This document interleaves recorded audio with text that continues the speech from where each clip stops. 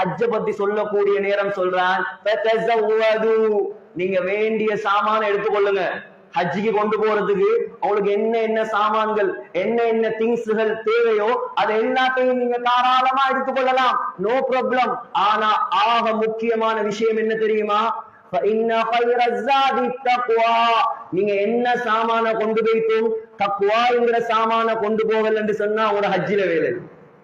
ஹஜ்ஜி செய்யக்கூடியவர்களுக்கு முதலாவது அல்லாஹ் உபதேசிக்கிறான், அல்லாஹ்வோட பயம் இருக்கும், அல்லாஹ்வோட அச்சம் இருக்கணும். ஹாஜிங்கிற பட்டத்துக்காக அல்ல ஹஜ்ஜி செய்வது. என்ன ஹாஜியார் யார்தான் இந்த பட்டத்தை கொண்டு வந்ததோ தெரியா? அப்படி என்றால் ஒவ்வொரு நாளும் தொழுகிறவரை பார்த்து முசல்லி என்று சொல்லணும்.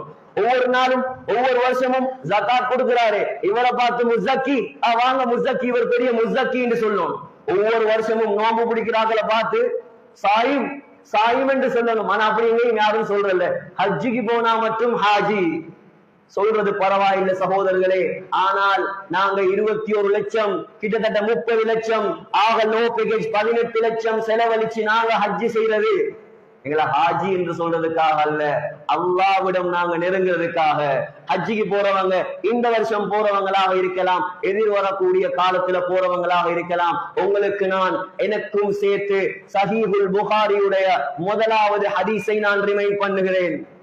ஸல்லல்லாஹு அலைஹி வஸல்லம் சொன்னாங்க, இன்னமல் அஅமாலு பின்னியாத். நீங்க என்ன அமல் செஞ்சாலும் சரி உங்களோட அமல்கள் கபூலாக்கப்படுவது. இன்னமா கபூலுல் அமால் இன்னமா கமாலுல் அமால். உங்களோட அமல்கள் கபூலாக்கப்படுவது, உங்களோட அமல்கள் பூர்த்தியாகுவது உங்களோட நியத்துகளை வைத்துத்தான்.